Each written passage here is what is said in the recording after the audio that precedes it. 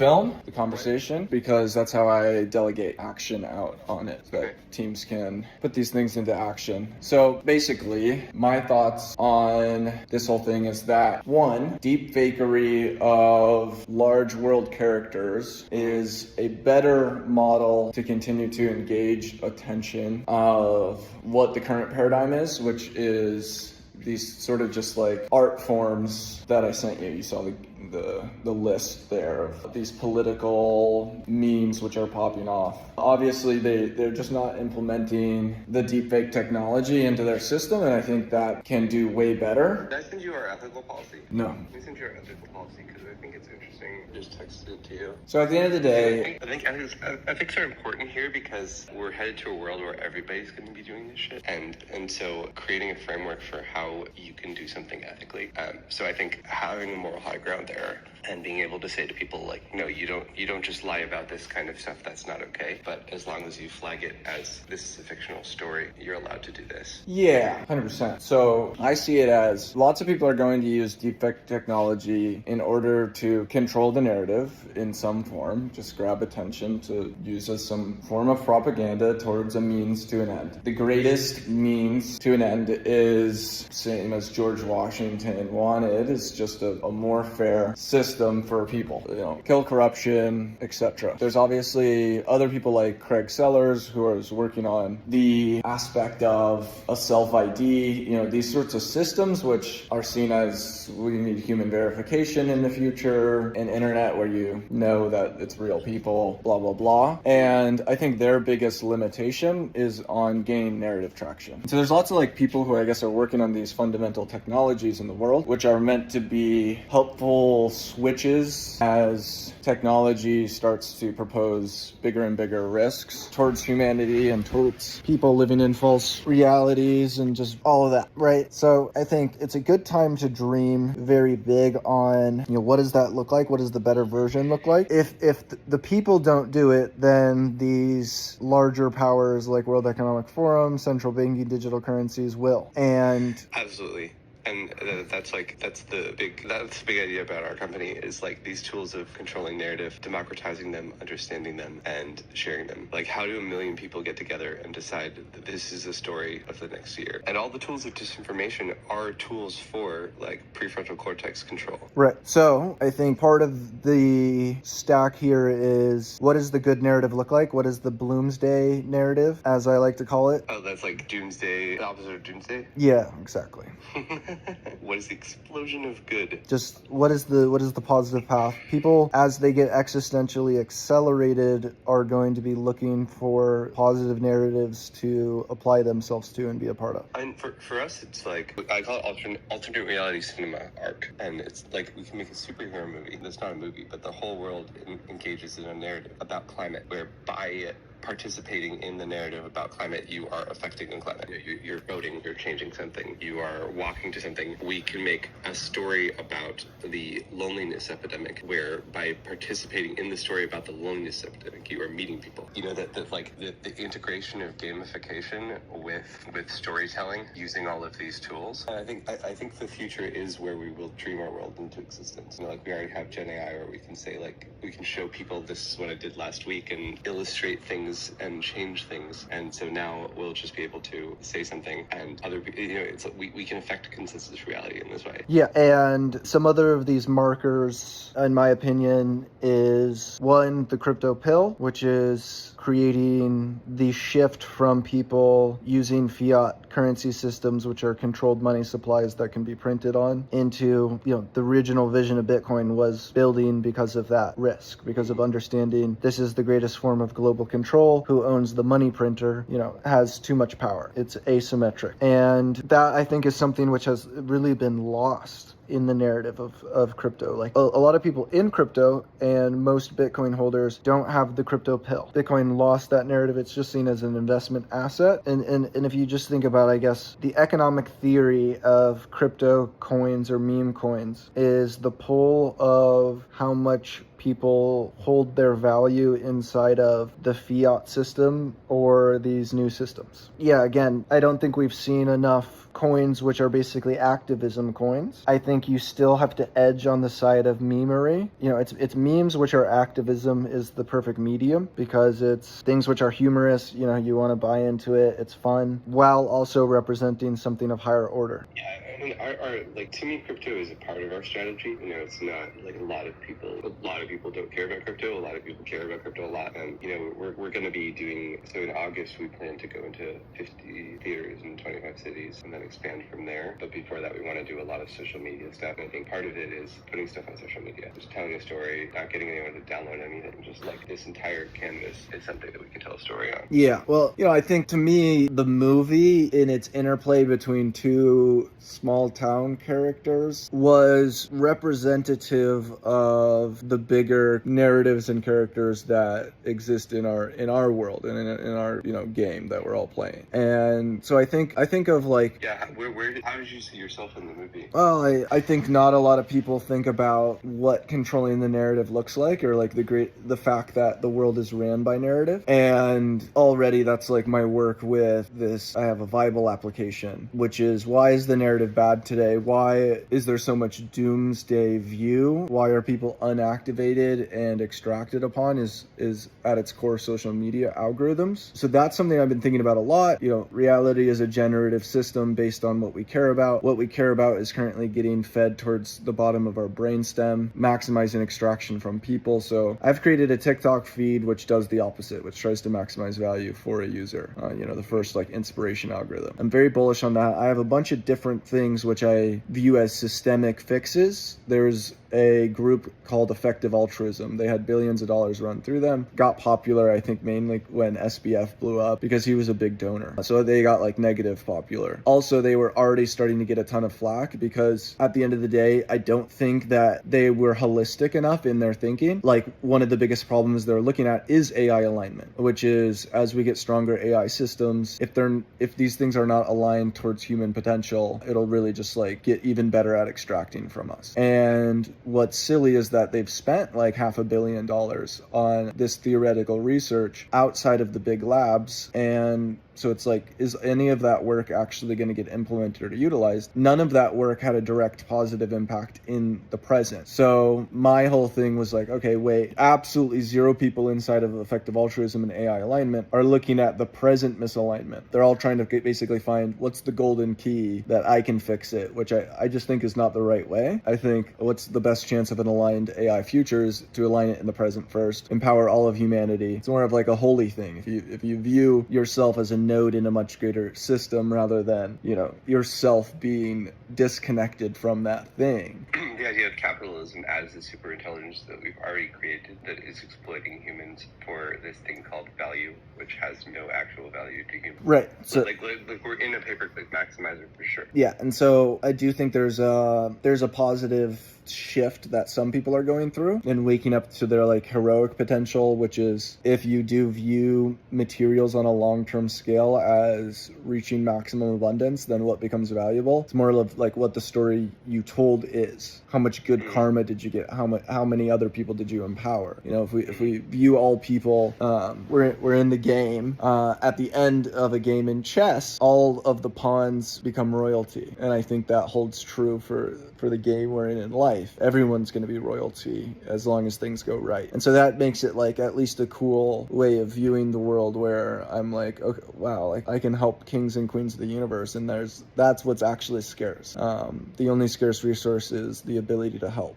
Like heaven or utopia is the place where you can't help anymore. So I think it brings you to a state of gratitude for the ongoing war, and you're like, cool, this is a limited thing, a hyper amount of meaning and purpose where it truly matters. Say more about that, Jack. Well, again, if you're like a Bloomsday prepper, if you're planning for the win state, then it's pretty clear that this is going to get decided to some degree in the next decade or two. Like, we win or lose. And if you're projecting the win state, not only do I think that's an important belief to hold, that there's an autopoiesis to the way that we view reality together in terms of having hope and attaching ourselves to hope, but you enter a stage of enlightened capitalism. So it's like, it's not not how much value I accrue on a monetary scale, but it's this thing I can't really track, best called good karma. Like, that's the best meme for it, I think. Those are the most attractive points to have. It's your eternal relationship to all other people. What if it was really about all the friends we made along the way? And so it's like, how much of an angel are you to the world? How much of a hero? So I'm pilled on that front. I've talked to other people who are pilled on that. I think you can pill people on that front as well to varying degrees. So I think that's a strong, effective vibe. You know, when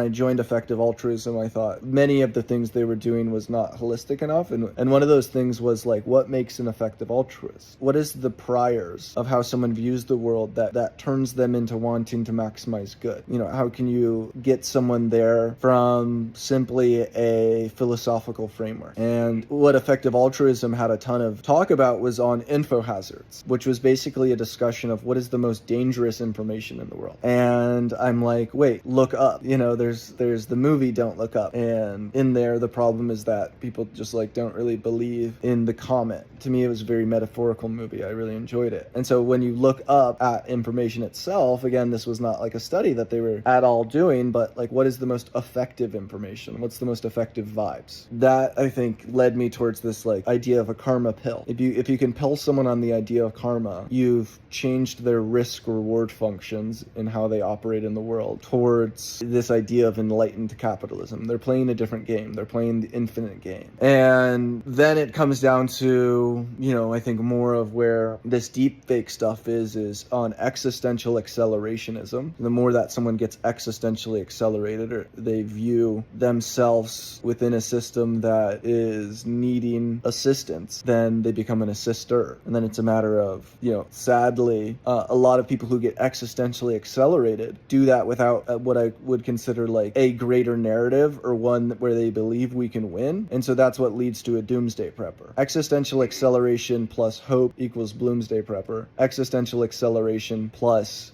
despair is a doomsday prepper. So all that being said, yeah, I definitely, you know, am surprised that there's not more of the great narratives, but I think that people are more primed and ready for those ideas to emerge. And a lot of people, we're building infrastructure slowly. Yeah, you know, I think so many different people are like activating on those fronts. And I think what's going to happen is we will slowly go to a world where it's total insanity. And if you know the tools and practices that are necessary to be able to get along, you'll walk into a room and people will be getting along, and then another room people will be screaming at each other. I think people will throw away their phones. Yeah. Like, I think it'll hit a boiling point where these proper techniques of, like, humanity is being pushed up against a wall, and we will have to figure out how to get along. Right. And I think I see the more that, you know, you kind of make that apparent to the world quicker, the more that you avoid the downside factors of this. So I'm very existentially accelerated to that front, to look at how can I accelerate the positive narrative into the hearts and minds of people, live that narrative, tell that story, corroborate all the different coordinators. And I view cryptocurrency as a multifaceted positive end towards that, where if you have kind of higher order memes, and especially memes which are a part of that bigger narrative and leading people towards it and being a part of that storyline, it's something that they can spread the meme, and they're actually spreading, you know, an entry point to all of this other information. And I think as long as you've been just like opened up to the greater narrative, as you get existentially accelerated, you'll give more attention towards that. You'll go down more of the almost education infrastructure that's out there of what are the real projects doing, and you find your way that you can help or be a part of it. You find your fit, you find your purpose. So yeah, and so our company is called This Is Definitely Real, and our vision is that people will be communicating about this sort of thing through memes, through, you know, social conversations. I love it. Yeah, I like a lot of the branding and aspects.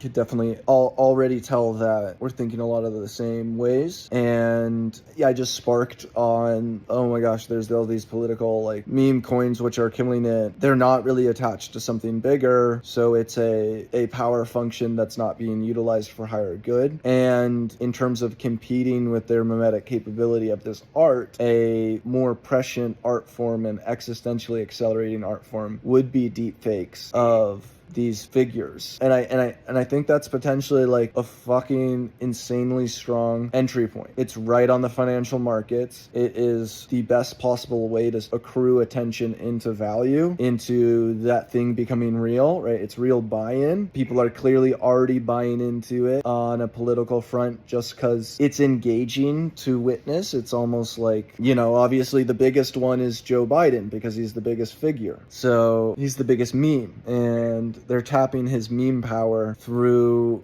somewhat of a mockery. And I think if you do the mockery component while also having the purity component, obviously there's the stories of the pure fool who pierces the veil for the world. And I think that aligns in that intersection. You're fooling around, but for very pure reasons. I think what's cool about our movie is it creates this new parable for people. It's like the Team Xander versus Team Takedown, where Team Xander is us, Team Takedown is them. They are trying to destroy people who are doing bad things, but they are bad. And the play of this sort of optical illusion where the other person is bad when I'm good. And I think that's the core of the movie. It's like how tribalism forms, how we, and I think, in Xander, I want people to recognize every leader they've seen. I want them to see like Barack Obama. I want them to see Brock Pierce. I want them to see like Donald Trump, where here's this person that I'm following and I am not totally sure if I believe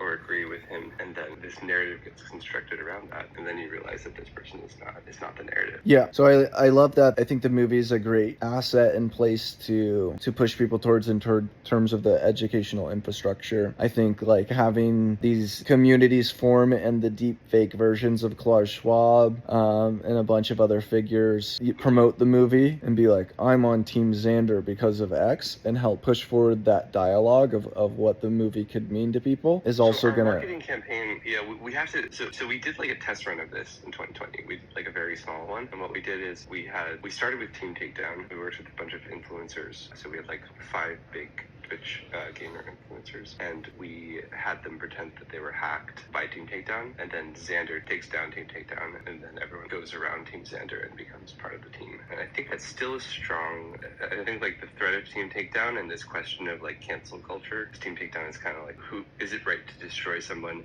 Here's some awful people destroying people, but then everything they're saying about the people is awful. And we found a lot of people were like, I'm actually on Team Takedown. And then the other really strong character is the Russians. Did you see that video we did at Sundance? No. Oh, okay. So you should watch that video. We did. We pretended we were the Russians who stole the 2016 election, and this guy Sean McCabe played Anatoly Sokolov, who is the head of the RRA, and he got bored making disinformation, so he decided to come to Sundance and buy movies to turn them into fake news.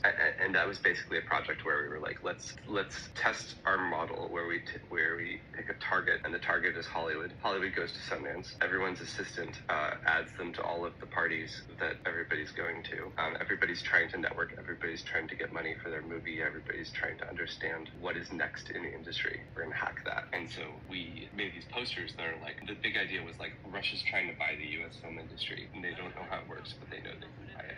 And there were these posters that are like, we'll give you $10 million for your movie. We had these fake events, and people could sign up, and then that was a honeypot that we used to get people into a game. And the idea there was, oh yeah, Russia's taking over the American film industry. So I think that has legs, definitely, and I think some iterations of that. I think we can probably play with Middle East stuff, but I don't want to go too deep in it. But I think there's, this being an election year is like, the point, like where I want to be is I never want to talk about actual issues. I always want to talk about fake issues, silly issues. I want to create like an alternate reality world that feels really silly. I agree. Because I think that provides a catharsis, and that provides a way to talk about this issue that lets people see it in a way that they didn't see it before. Yeah, I think it's like avoid current thing and go above and beyond towards. It's not abortion. It's like space lasers or needles, or it's like make things over the top. Right. And then you create these characters that like are obviously fake, but are asking you to believe they're real. And then people get tricked. And it's like, well, and then like one of the most amazing things that happened to us was this one kid literally thought Xander was a real person. Like, one thing that comes to mind is, like, you know how many people think that Hitler's still alive? No. There's a decent amount of conspiracy theorists online, right? There's a decent amount of figures who are, some people believe Michael Jackson's death was faked. You can kind of bring these characters back into play through deepfakes, and, like, Hitler would be supportive of what World Economic Forum's doing. You know, he would be like, yes, everyone, I faked my death. I'm back. And I'm here to tell you that you need to accept eating the bugs, you know, and it would be and then they would trash talk the good narrative, which is actually a obviously positive way to push it up. Because whatever Hitler hates or says this is hurting him is what people will want and side with. And so in terms of, I think, a vehicle for the alternate reality stuff that has massive potential for shifting and just gaining a ton of traction and attention is deep faking very powerful people, meme tokening every single one of them. So those are building communities around the existence of these things, having them interplay with each other and just interplay with all of the actually higher order good stuff. You know, there could be deep fake Buddha. You know, it's Buddha. So that's a funny. It just made me think of I haven't meditated in a long time, but I used to be very deeply into meditation, and when my teacher's perspective on Buddha was Buddha really found some shit, and he said so many times, do not believe what I say. All I am doing is telling you my story. I am telling you my story so that you can discover things for yourself. Don't fucking turn this into a religion. Like, it's in his texts, like he says it all the time. I think he also said if you meet a Buddha on the road, you should kill them or something like that. Yeah, but like I wrote a website called Effective Buddhism, which is that all the Buddhists today have failed to live around Buddha's principles. Really, the first vow that Buddha says that all Buddhists need to take is to save all people. Buddha was obviously someone who did detach from all things besides compassion. He started a movement. He placed himself in the right places in order to spread his teachings and his knowledge. I think the Buddhists of today have gone too much into the side that they need personal detachment from all things, and they've lost the nature of the ultimate goal is not just personal enlightenment, but collective enlightenment. And, you know, it's a retreat to the monasteries rather than, you know, some of them, of course, are on YouTube, but a collective mass, I think, have lost the true way of the Dharma. The Dharma is the right path. You're saying retreating to the monastery is not the way? Correct. I think it could serve a purpose in like an early stage of personal growth, but I don't think it's the end path, right? Buddha was someone who was going into places where no one knew his teachings, and I don't really know how it worked back then. Now we obviously have tools which can spread teachings at the speed of light. I think every Buddhist should be sitting in front of anyone who thinks they've achieved some form, rather than teaching in these small circles. Point to that. Have you read Everything? Who's that guy who everybody liked and now then became kind of an anti-vaxxer? There's lots of those. It's not Everything is True and Nothing is Possible. That's a different book. There was a book that talked about the fallacy of telling other people to do something while you're not doing it yourself. The more beautiful world our hearts know is possible. Have you read this book? No. I think you'd really enjoy it. You should check it out. I don't... It's a very effective counterpoint to what you just said, which is basically like that he talks about, for example, somebody who's doing like really, really important work in the world, and his grandma is sick and starts dying, and he stops doing the work for a year to care for his grandmother, and he says, I won't live in a world where people don't do that. And I think that there is something to be said for like spending money on marketing dollars to tell other people to do a thing versus just like doing the thing because it's spread in a way, you know, like the way like a smile can spread across the world, because the way that goodness can spread across the world, that if there isn't full integrity, you know, it's like start with full integrity, and that small actions actually have these powerful ripples versus, you know, and that there's something intrinsically performative about anything else. They do. And, you know, that's sort of on the effective vibe scale, they're above the median. I do think there is more effective ways to smile and actions to take, clearly. And I think Buddha took clearly a very effective path. There was many other gurus teaching their own forms of enlightenment at the time, and he was hyper successful. And he lived by his word, but his word was maximizing compassion above all other things. I don't believe many Buddhists today who have retreated to monasteries are ultimately ending up hyper compassionate. I believe the act in and of itself self to go attain higher mind and light that puts them above the median and allows them to be a teacher or someone who can show that the way they act is good. But I believe it's actually an act of comfort to not live in the bustling world where their way of life would be far more effective relative to how other people are living. To truly live near other people, to show your way of life is harder for the person to stick to that way of life, and also more effective because it's not a group of people all trying to live that life. They're not essentially affecting each other. They are, but they're not to the degree of all the people who, from their viewpoint, would need to see that is possible. That you can achieve happiness not with things, but with a sense of self and self-presence and self-awareness.